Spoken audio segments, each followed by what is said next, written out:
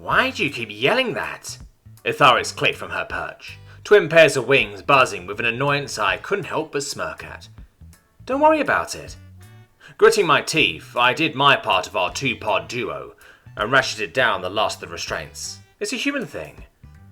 Release me, human. The very naughty space lizard hissed down at me, thrashing an unfortunately fire-free tail that I probably should have strapped down too. Release me at once. Nah, see, we tried the nice way once, then you escaped from those nice police officers and crashed their car into a school. Now you get the express route. I laughed, typing in the code for our nearest branch office and blowing the prisoner transport sled a kiss as it blasted off again. It even had a twinkle. Plasma pulse jets glittering as it disappeared into the night.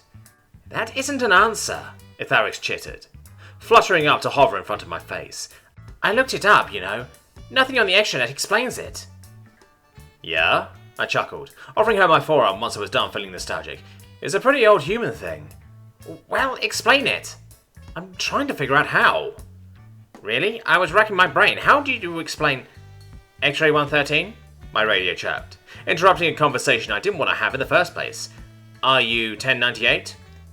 10-4, I answered, offering Etharix the least smug shrug I could manage, content that I dodged it another time. Got something for us? Possible 1066 on 31st and Hakar. RP is across the street in the Osheshi Deli. States they're witnessing a hotel X-ray dealing Scarian blitz in the alleyway. The tired voice of my tried and true dispatcher sighed, probably exhausted from her fifth 16-hour shift in a row. Xena hours are a hot crock of... Ooh, we can get there fast, I know a shortcut, my partner chirped happily, wiggling her needles for hands happily before she started to point down a nearby alleyway, apparently forgetting about her interrogation entirely at the thought of yet another battle. She just had to be a bee drill. I was allergic to bees. X-ray 113 is 1049. Nodding to Etharix, I let her handle the directions. A hypersensitive antenna leading us down a confusing maze of side alleys and busy sidewalks I could have sworn took twice as long as the direct route, though that just gave Etharix more of a chance to complain. Apparently Hexani's scent was as potent as it was unpleasant, Etharix flittering her wings with annoyance and then utter disgust the closer we got. Thankfully the chemicals smelled like roses to my nose, which was fitting seeming as Hexani looked an awful lot like... Ishtokar! A flowery voice cursed. The drug-dealing Hexani in question, spotting us the second we rounded to the corner.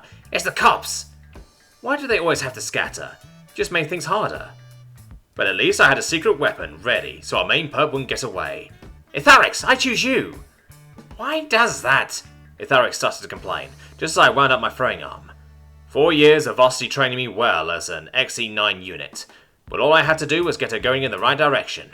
Anyways, Etharix guiding onto her target is like a little heat-seeking missile once she was thrown. Man! Bullseye! I yelled excitedly. Etharix's twin needle hitting his mark spot on. The Hexani, on the other hand, never had a chance. The surprisingly legal poison super effective, as she fainted on the spot.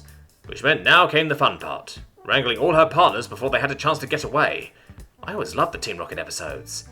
Jenny, I swear on my brood, mate, if you don't explain that when we're done.